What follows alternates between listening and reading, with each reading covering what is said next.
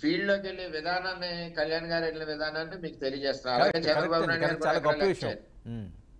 ఇప్పుడు మొన్న బుడమేరులో చంద్రబాబు నాయుడు గారు కూడా అదే విధంగా, అంటే మా అవును. స్ఫూర్తి ఏంటంటే మా లీడర్ స్ఫూర్తి ఏ విధంగా పనిచేయాలన్నది, నేను మొన్న విజయవాడలో కూడా 3 రోజులు పనిచేసి వచ్చాను. చంద్రబాబు నాయుడు గారు కూడా రాత్రి పగలు ఇంకా నిద్రపోకుండా మానిటర్ చేస్తూ ఉంటారు. అదే విధంగా ఆయన విజయవాడలో కూడా ఆయన అలాగే చేశారు. ఇక్కడ పవన్ కళ్యాణ్ గారికి వచ్చిన ఇబ్బంది ఏంటంటే జనంతాకిడి వలన ఇబ్బందికర పరిస్థితులు తప్పితే, లేకపోతే ఆయన చాలా దగ్గరగా ప్రజల్ని నిన్న కలుసుకోవడం, ఆ సమస్యలు తెలుసుకోవడం, వాళ్ళకి కూడా ఒక మనోధైర్యం కూడా ఇవ్వడం జరిగింది. మరి ఏదేమైనా పిఠాపురానికి ఈ డ్రైన్కి శాశ్వత పరిష్కారం కూటమి గవర్నమెంట్ లో, మరి నేను ఆయన చెప్పడం, చంద్రబాబు నాయుడు గారు మనం మాట్లాడుకుని, నేను కూడా మాట్లాడుకుని దీని డెసిషన్ తీసుకుని ముందుకు వెళ్ళాలని చెప్పి ఆయన కూడా తెలియజేసినందుకు నేను కూడా పిఠాపురం నియోజకవర్గం తరఫున ప్రత్యేక ధన్యవాదాలు ఆయనకి, చంద్రబాబు నాయుడు గారికి కూడా తెలియజేస్తున్నా. ఎట్టి పరిస్థితుల్లోనూ కూడా ఈ టర్మ్ లో ఈ డ్రైన్ అన్నది కంప్లీట్ గా పూర్తి చేసి పిఠాపురానికి శాశ్వత పరిష్కారం వస్తుందని చెప్పి మేము ఆశిస్తాం. ఓకే సార్, ఈ పూర్తి టూర్లో ఏమైనా అపశృతులు, ఇబ్బందికర పరిస్థితులు ఏమైనా ఫేస్ చేశారా? ఏమండి, ఓవరాల్గా ఈ 2 రోజుల టూర్లో పవన్ కళ్యాణ్ గారు పిఠాపురం టూర్ మొత్తానికి ఆయన తిరిగిన ప్రాంతాల్లో ఏమైనా చిన్న చిన్న అపశృతులు కానీ, ఇబ్బందికరమైన పరిస్థితులు కానీ అలాంటివి ఏమైనా జరిగినాయా? ఏమీ జరగదు. ఇంకా నేను అందరూ భయపడ్డారు బోటు మీద వెళ్తాం, అదొకటి తప్పితే ఏ విధమైన అపరిష్కృతమైన వ్యవహారాలు ఏమీ జరగలేదు. ఆయన రావడం డైరెక్ట్ ఫీల్డ్కి వెళ్ళారు, ఫీల్డ్ చూసుకున్నారు, ఫీల్డ్ చూసిన తర్వాత వెళ్ళారు. సార్ గంటలు పడతా ఉన్నాయి, వాటర్ ఫోర్స్ కి అక్కడికక్కడ గంటలు పడతా ఉన్నాయి. నేను ఒక విజిట్ కి వెళ్ళాను. ఓకే, ఫస్ట్ వెళ్ళినప్పుడు ఒక 1/2 feet ఉన్నాయి, లోపలికి వెళ్ళి రిటర్న్ వచ్చేసరికి అది 3.5 feet వచ్చింది.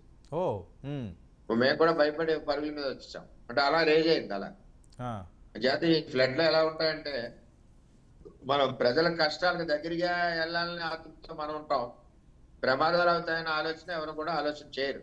అవును, నిన్న కళ్యాణ్ గారు కూడా అదే ఆలోచనతో ఎక్కడికక్కడ అక్కడ కూడా కొంచెం తాళి కట్టడం, అందరూ కూడా జాగ్రత్త ఇది అంటే కూడా ఆయన కూడా లెక్క చేయకుండానే అక్కడికి వెళ్ళడం జరిగింది. సార్ ఏమనిపించింది పవన్ కళ్యాణ్ గారిని చూస్తే? ఒకప్పుడు పవన్ కళ్యాణ్ గారు, ఇప్పుడు డిప్యూటీ సీఎం అయిన తర్వాత పవన్ కళ్యాణ్ గారు, పిఠాపురం ఎమ్మెల్యేగా ఉన్న పవన్ కళ్యాణ్ గారు ఈ రకంగా ప్రజల్లోకి వచ్చి దేనికన్నా నేను సిద్ధం అని చెప్పి ముందుకు సాగడం చూస్తే ఎలా అనిపించింది సార్ మీకు? గతానికి ఇప్పటికీ అంటే మిగతా రాజకీయ నాయకుల పరిస్థితి వేరు, పవన్ కళ్యాణ్ వేరు కదా, ఆయన నేపథ్యం అది సినిమా నేపథ్యం. అంటే గతానికంటే ఆయన ఫ్రెష్ గా 10 ఏళ్ళ నుంచి ఆల్రెడీ ఫీల్డ్ లో ఉన్నారు కాబట్టి కొంత అలవాటు పడింది ఆయనకి. ఇప్పుడు వాస్తవంగా సమస్యలకు దగ్గరగా వెళ్ళే ఆలోచనలో ఆయన ఉండడం, రెండోది వెళ్ళడం, ఇవన్నీ కూడా అంటే గతాన్ని సినిమాల్లో లాగా హీరో కదా నేను ఇలాగా వెళ్ళకూడదు కదా అని అటువంటి ఆలోచనలు ఆయనకైతే లేవు. ఒక సామాన్య జనసేన కార్యకర్తగా, కూటమిలో ఒక సభ్యుడిగా ఆయన ప్రజల దగ్గరికి వెళ్ళారు. ఎలా ఉంటుందంటే కంటిన్యూటీలో పాలిటిక్స్ లో ప్రతి రోజుకి చైతన్యం చెందుతా, పరిణితి చెందుతా ఉంటారు. ఒక సమస్యల మీద ఆ ఆలోచన ఉన్నప్పుడు ఆ సమస్యలు మన గుండెలో కూడా గూడు కట్టుకుని ఉంటాయి. ఆ రోడ్డు మీద ఎప్పుడన్నా పవన్ కళ్యాణ్ గారు అలా హైవే మీద వెళ్ళినప్పుడు ఇక్కడ నేను మాట ఇచ్చాను కదా, ఇక్కడికి వచ్చాను కదా అన్న ఆలోచన కలిగిస్తా ఉంది. అవును, చేత ఆయన నిజంగా 100% రాజకీయ నాయకుడిగా అలాగే ఉన్నారు. ఇక్కడ సినిమా యాక్టర్ అన్నది పక్క పెట్టండి కాసేపు, రాజకీయ నాయకుడికి ఉండవలసిన లక్షణాలు, ఉండవలసిన ఆలోచనలు అన్ని కూడా ఆయన బాగా ఇంప్రూవ్ అయ్యారు. ఫీల్డ్కి వెళ్తా ఉన్నారు ఎక్కడికక్కడ. అమరావతి మిస్ అవడానికి కారణం ఏంటంటే అక్కడ క్రౌడ్ రావడం వలన అక్కడ డిస్ట్రిబ్యూషన్ కానీ, ప్రజా సమస్యలు చేయవలసినవి కానీ ఇవన్నీ ఇబ్బంది పడతాయేమో అనే ఆలోచనతో ఆయన రాలేదంటే. విజయవాడ. ఓకే, వర్మ గారు ఎలాంటి సాయాలు అందించారు పవన్ కళ్యాణ్ గారు? నిన్న ఎఫెక్టెడ్ ఏరియాలో 25 kgs రైస్, కందిపప్పు, ఆయిల్, ఉల్లిపాయలు, అలాగే కొన్ని వెజిటబుల్స్. ఓకే, అంటే ఆయన పర్సనల్ గా ప్రభుత్వం ఎఫెక్టెడ్ ఉందా అన్ని చోట్ల కూడా ఫుడ్ అరేంజ్ చేస్తాం ప్రభుత్వం. ఓకే, మొత్తం ఎంతమందికి అండి? నేను అనుకోను ఒక 6-7 వేల మందికి పైన నిన్న అందుంటాయి. ఓకే, అంటే పర్సనల్ గానా లేకపోతే పార్టీ పరంగానా, ప్రభుత్వ పరంగానా సార్? గవర్నమెంట్ తరఫున. ఓకే, గవర్నమెంట్ తరఫున. అంటే పర్సనల్ గా కూడా చెప్పండి.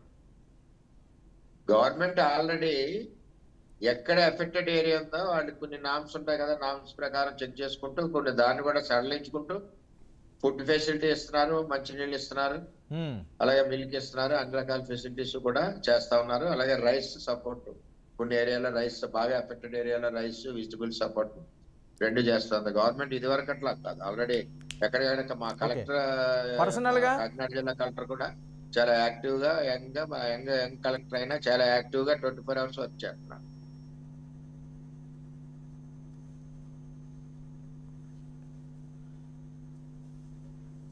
వర్మ గారు పర్సనల్గా అండి, పర్సనల్గా ఏమైనా వరాలు ఇచ్చారా?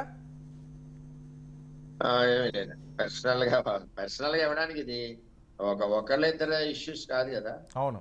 ఇది వేల మీద సంబంధించిన ఇష్యూస్. ఇవన్నీ ప్రకృతి వైపరీత్యం అన్నది ఎవరు ఆపలేం కూడా, అవునండి, అలాగే కరెక్టే. ఇవ్వలేదు. ఓకే, మరి ఇంతకు ముందులాగే పవన్ కళ్యాణ్ అంటే ఒక హీరో వచ్చినట్టు ఆ ఇబ్బంది పడడం, మళ్ళీ క్రౌడ్ అంతా రావడం, ఇలాంటిది ఏమైనా ఉందా? అంత సాఫీగానే సాగిందండి? ఉందా, పోలీస్ కంట్రోల్ చేశారంటే దాని గురించే ఈ ప్రోగ్రామ్ కూడా కొంచెం ముందుగా తెలియకుండా ఒక 1 hour ముందు పెట్టారు. మ్మ్. అంటే మా వరకు తెలుసు, పబ్లిక్ ఓపెన్ అవ్వకుండా ఆ కనెక్టెడ్ ఏరియా వరకే తెలిసే విధంగా ఆలోచన చేసి పెట్టడం జరిగింది. ఓకే. దానివల్ల ఏంటంటే కొంచెం అయినా వచ్చారు, అయినా కొంచెం ఇబ్బంది ఉంది కానీ అంత ఇబ్బంది లేదు. మ్మ్. సో మీతోటి ఏమైనా పర్సనల్గా ఈ అంశాల మీద మరొకసారి ఏమైనా చర్చించడం జరిగిందా? ఎలా చేద్దాం, ఏం చేద్దామని? అంటే ఈ ఫ్లడ్ అయిపోయాక దీని మీద డిస్కషన్ చేద్దామని చెప్పి ఆయన పవన్ కళ్యాణ్ గారు అన్నారండి నిన్న.